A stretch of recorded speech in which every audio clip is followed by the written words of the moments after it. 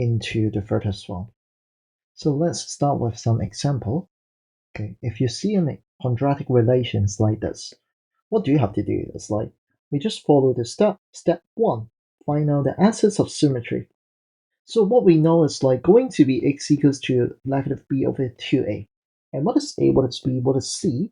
In fact, we have to rearrange them in this order, which is looking like this. And now we can identify a etc. equals to 1, b is equals to 4. So we know the assets of symmetry, which is going to be negative 4 over 2 times 1, which is negative 2.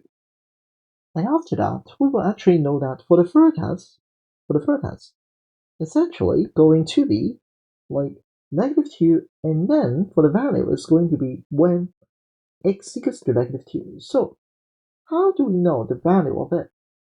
We technically just have to substitute what we find in the previous calculation, and therefore we know y equals 2, and when we do the calculation, we got negative 2 squared plus 4 times negative 2 plus 6. So give us the result, which is going to be 4 minus 8 plus 6, which is 2. Okay, and that means the vertex is going to be negative 2, 2. And it gives us the idea. The vertex form of it is going to be x plus 2 squared plus 2, like this. And you can also check it by doing the completing square. And as you can see it, x squared plus 4x plus 6. Okay, what do we need to have? It's like we just have to find out it.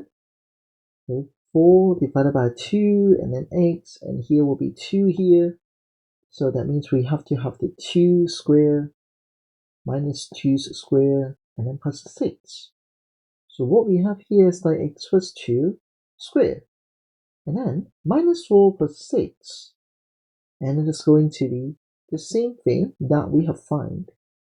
Okay, so again, I would like to write down the procedure. Procedure step 1. Okay, use the assets of symmetry, which is this formula. Step 2.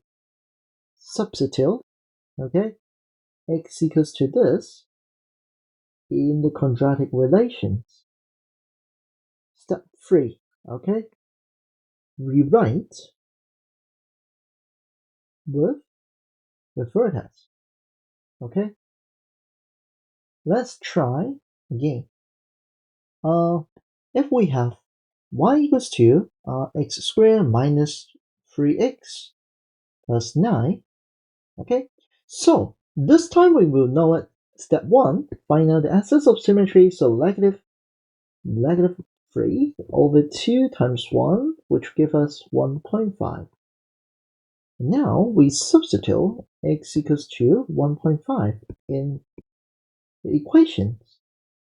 So we have y equals to 1.5 squared minus 3 times 1.5 plus 9. So which will give us like 2.25 and then plus 4.5, okay, and which will result in 6.75. Therefore, we know the vertex is going to be 1.5, 6.75, and let us rewrite it. So we got x minus 1.5 all squared plus 6.75. What if we don't have, okay, let's see it, next page. What if this time we start with the equations, which let's say we got 2x squared plus 6x minus 1, let's say like this. And we still do the same thing. Find out the assets of symmetry, which is x equals to negative 6 over 2 times 2. And it is going to be the same, negative 1.5. And then we just have to substitute x equals to negative 1.5 in. So we have y equals to 2 times negative 1.5 squared plus 6 times negative 1.5 minus 1.